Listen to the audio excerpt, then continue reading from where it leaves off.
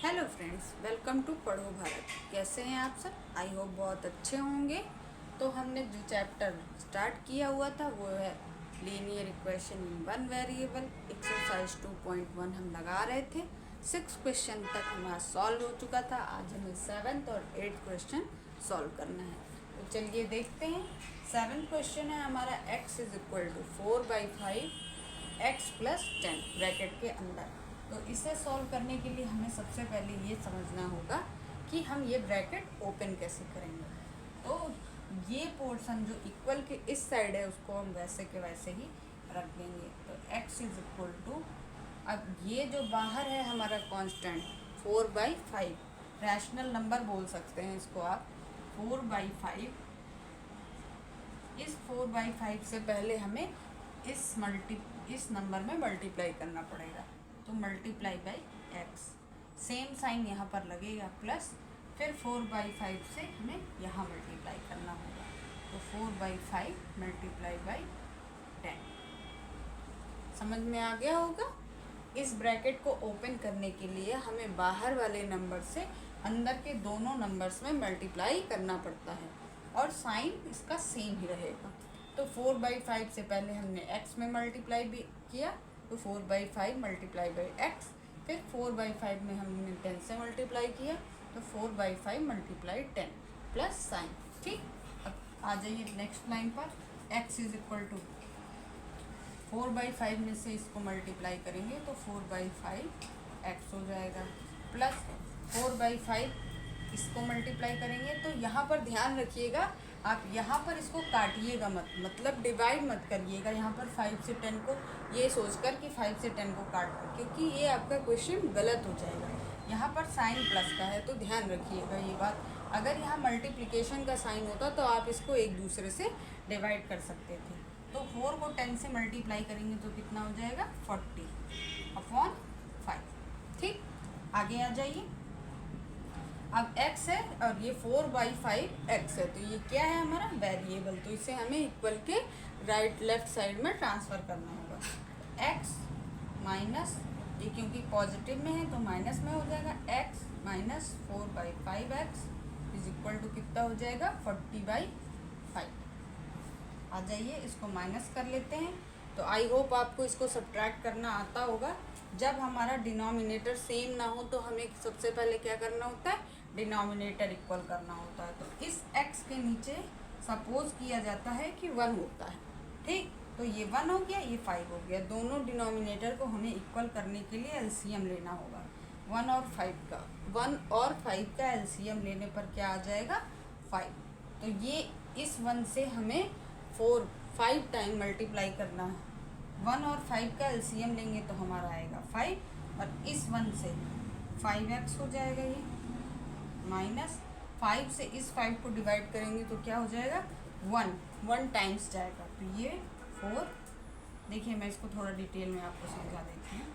देखिए जैसे ये 1 और ये 5 था, इसका हमने एलसीएम लिया तो यहाँ पर हमारा आ गया 5। अब इस डिनोमिनेटर से हमें इसे डिवाइड करना होगा। तो 1 से अगर हमने 5 को डिवाइड किया तो कितना आएगा 5 आएगा।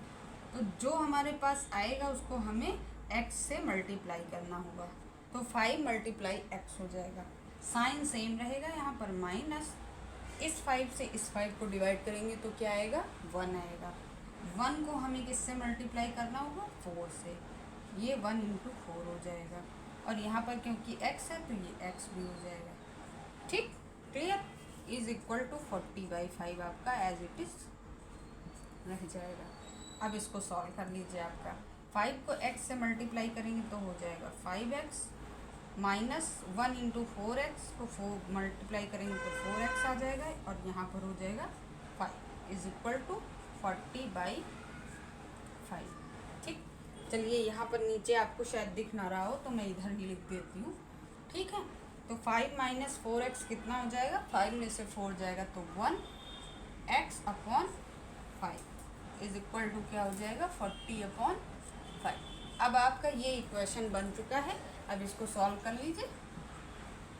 तो x की वैल्यू निकालने के लिए हमें क्या करना पड़ेगा, ये हमारा डिवाइड में है और ये इक्वल के उस साइड जाएगा तो क्या हो जाएगा मल्टीप्लाई में हो जाएगा। तो 40 मल्टीप्लाई बाई 5, और ये 5 हमारा पहले से ही है, ठीक है।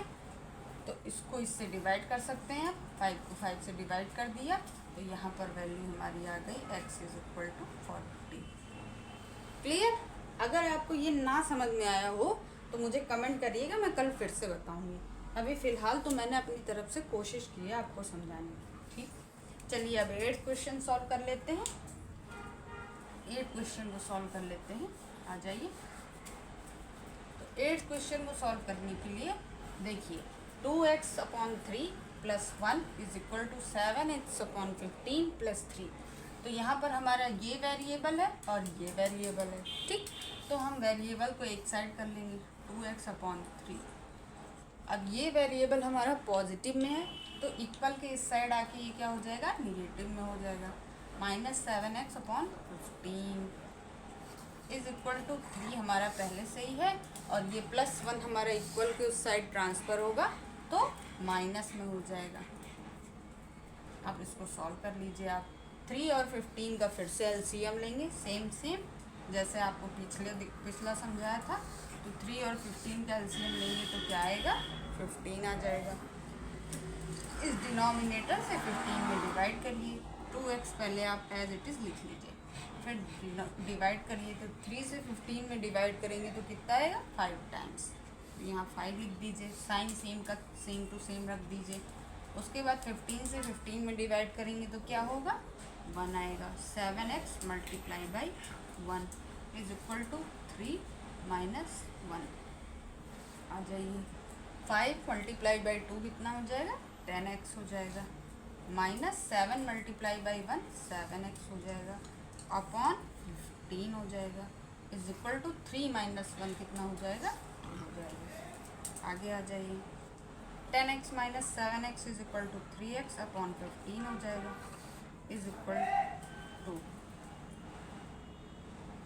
आगे सॉल्व कर लेते हैं। x इज इक्वल टू, क्योंकि ये डिवाइड में है तो ये इधर जाएगा तो मल्टीप्लाई में हो जाएगा, 15 इंटू 2 बाई 3। तो ये हो जाएगा हमारा वैल्यू, 15 को 2 से मल्टीप्लाई करेंगे तो 30/3, और इसको डिवाइड कर देंगे तो ये आ जाएगा 10। x की वैल्यू हमारी आ जाएगी x is equal to 10। I hope आपको ये क्वेश्चन भी क्लियर होगा। ये दोनों क्वेश्चन अभी तक के पैटर्न से थोड़ा सा डिफरेंट थे, पर आपको समझ में आ गए होंगे। अगर आपको इनमें कोई भी डाउट हो तो आप मुझे कमेंट करिएगा, मैं दोबारा से इन्हें समझा दूँगी, ठीक। Please like and subscribe my channel. Thank you.